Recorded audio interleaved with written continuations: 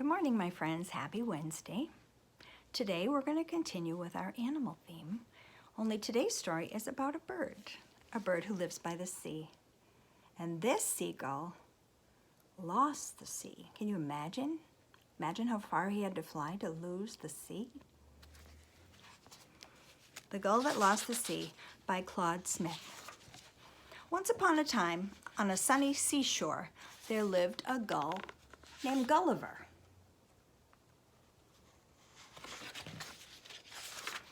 Gulliver nested among the rocks below the lighthouse. His nest was made of dried seaweed, stems of grass, and old feathers.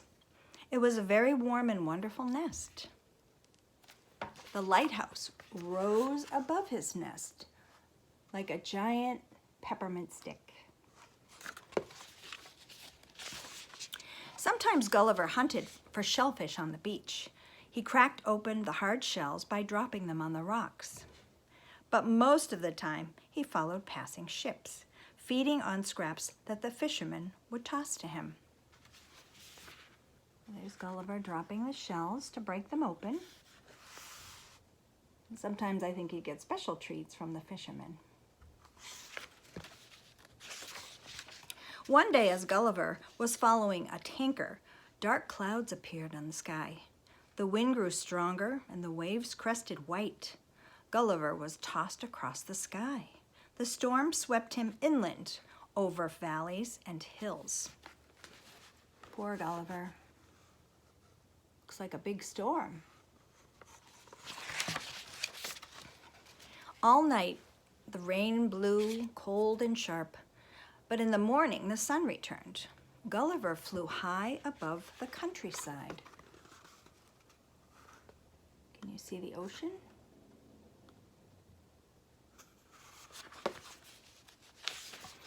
Instead of the rocky beach, Gulliver saw hills and fields.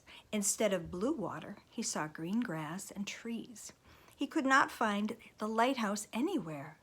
Poor Gulliver had lost his nest. He had lost the sea.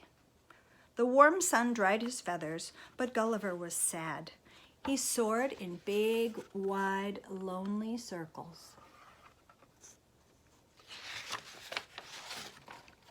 Finally, far below, he saw a village. As he flew closer, he saw, let's see, can you see? Let me find it. I'm gonna see if you can find it. I think he saw something he recognizes. It was a lighthouse. Well, not really a lighthouse, but it did look like a giant peppermint stick. It reminded Gulliver of home. It stood right in front of a little store called Tony's Barber Shop. If you've ever been by a barber shop, they all have a striped pole. Tony looked out the window and saw Gulliver sitting on top of his barber pole. Gulliver sat there all day long. At closing time, Tony threw some pieces of bread out on the sidewalk, and Gulliver flew right down to eat. What does Tony have behind his back? Do you think he has a plan?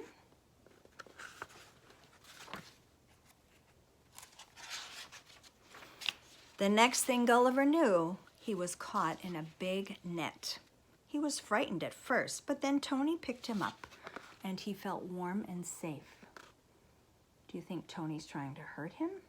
Maybe keep him as a pet? Tony put Gulliver in a cardboard box. It had a soft rag on the bottom and holes in the top to let in air. Gulliver was a little confused, but settled down for a nice nap.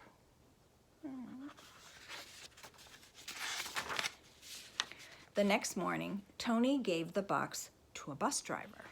The bus traveled a long time across the valleys and hills.